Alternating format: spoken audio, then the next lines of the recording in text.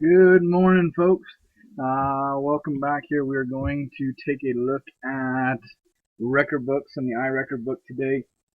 This video here is to give you a pointer or a tip if you need it. If you've forgotten after we showed a little how-to yesterday on the Irecordbook.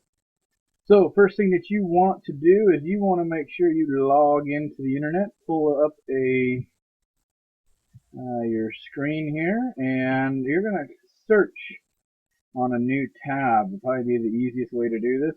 And you're going to pull up this new tab, and let's say Google here, for example.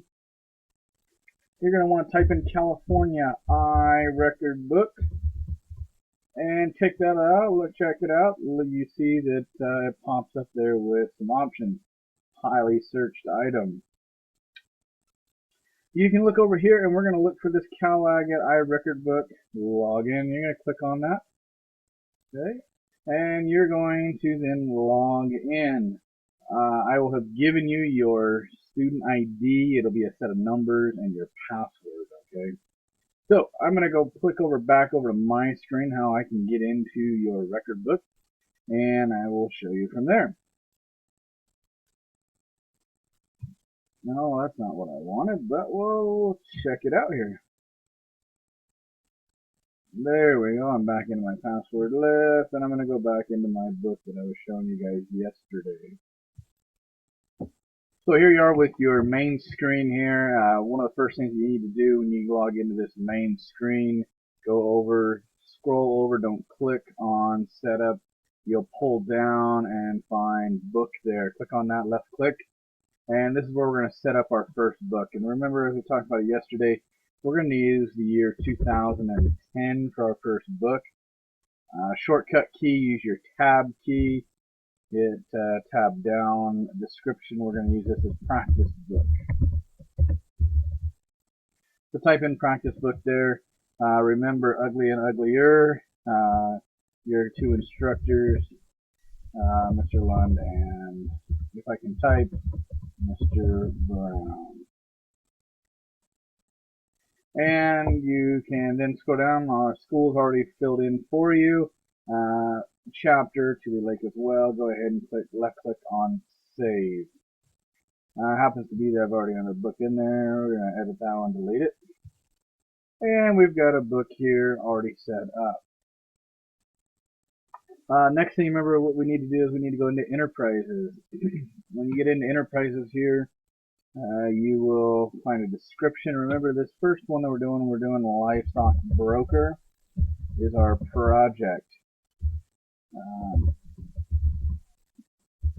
Got my caps lock on there. Remember the difference between our project's ownership. You own the project, such as owning livestock. Placement here, such as you working for a farmer. That is our placement project, correct? So this one, for example, we're going to be using as ownership. Scroll on down and go ahead and hit save. You can find it down here. I already had one in there. I'll delete the second one out of there. And we'll find ourselves with a livestock broker ownership enterprise. From there, we're going to come over here, and then your next task for today is to find the budget. We've already got something in here. I'm going to go ahead and delete that out of there so I can restart here. Remember our budget. Our budget has to be done before the project starts. So for example, if I want to start this livestock brokering project in May, I want to make sure that I put this in before May, before I start the project. Budgets do little value to you and your project if you do them after the fact. So we're going to choose, tax day is coming up, so we're going to use tax day as our budget for the day we do our budget. It has your livestock broker project in the drop down window. And then you can click on a category. So for example, in this example, it says that we're going to purchase 20 head of livestock. Yesterday we talked about buying some awesome goats. Animals purchased for resale. We're going to click on that one. That's as our category. So we're going to buy 20 awesome market goats or meat goats.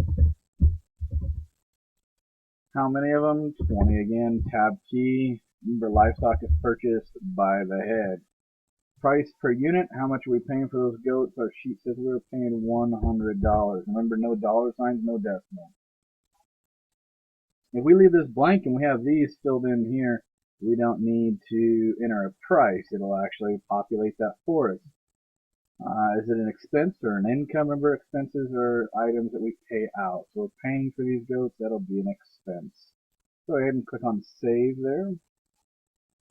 Now, if you scroll down here, you'll see that that first line here we have in there is populated at $2,000 of expenses for those market goats that we purchased.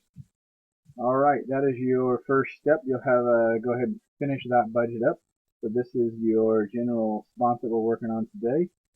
Good luck, and ask questions if you have them.